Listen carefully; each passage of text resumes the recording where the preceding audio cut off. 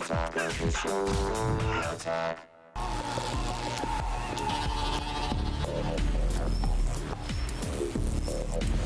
TV! No!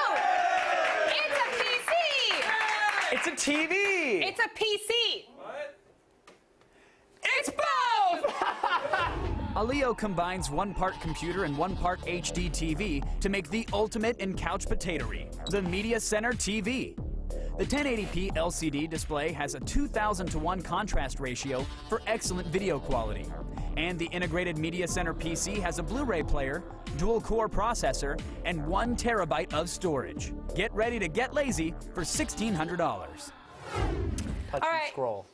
They did a pretty amazing job cramming all the PC parts into this TV, Yeah. okay? So it's super slim. It's only about 4.5 inches thin at its thickest. Now, all the inputs are on the underside, so it's easily wall-mountable. But since both the computer and the TV have inputs, do you think that there was enough space to include as many as you'd actually want? Almost. I mean, there are plenty of USBs, but they squeeze them together on the back, making it tough to plug in I a hate lot of things that. at once. So yeah, like, so here's a shot of it. Well, then you can only do one at pretty a much time. regularly, and you can see, like, as we get there, boom, you got one device, like 2 devices plugged in, and if anything is even remotely bulbous, like a thumb drive that you're popping in with some media on it, it's going to cover up the other USBs. Yeah. Only 2 HDMI inputs, and if you want to use the PC, that actually only leaves 1 open.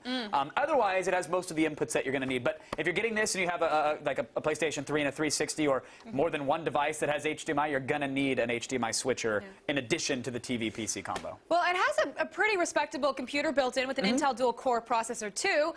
2 gigs of RAM and a Blu-ray drive. So is it really the same thing as hooking up your home theater to a PC? Basically, yeah. I mean, even though it's running Windows Vista, it's actually still pretty quick, which is nice. Things like Windows Media Center run just like they would on a normal PC, and it displays at a full 1920 by 1080 resolution. We ran some PC Mark Vantage tests. It scored about 4,200, which is, again, respectable, but overall, the PC/TV integration has done well. One problem I had is that I expect that if it's got a TV tuner and the Media Center built in, I should be able to do, through the hardware, picture-in-picture, right? But I got my TV program in the corner and I'm browsing the web, or my web in the corner and I'm watching a TV program. You have to do it through software on this thing, and it's just one tiny little thing, but come on, guys, you're combining them. Let's get it in the hardware. But you can do it. You can do it through the software. All right, now, we were watching it a little earlier and noticing that, unfortunately, the screen looks a little washed out. Definitely. Okay, but is that because of the computer's video card, or is that just the quality of the display? Unfortunately, it's the display. I mean, it only has a 2,000:1 contrast ratio, so colors are kind of dull. Nothing really pops out at you at all.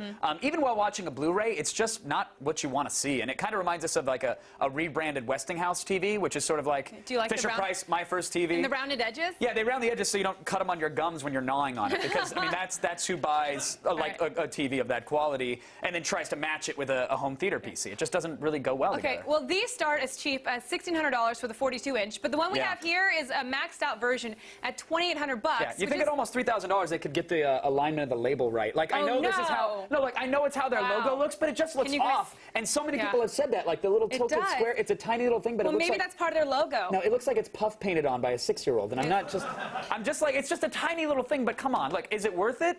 Depends on what you want. I mean, if you absolutely need the home theater PC and a TV in one on a budget, it's a pretty good way to go, but it's basically just a clever mod. I mean, you can get a better PC or TV for less money separately, which is what most people are looking for. I say go grab like even a Vizio or grab a low-end Sony or something like that and slap a Mac Mini with it. You'll be a lot happier Vizios are great, by the way. So what's our rating? We're going to give it 2.5 out of 5. And I want to explain that this isn't necessarily a bad product. It's not, because it actually works and there's some nice features on the remote, but it's just something that a lot of people don't need, and those who really want this could probably build a better one on their own. All right. Well, that's it for Gadget Prawn. But if you have a gadget you would like to see us rate, log on to g4tv.com/review this.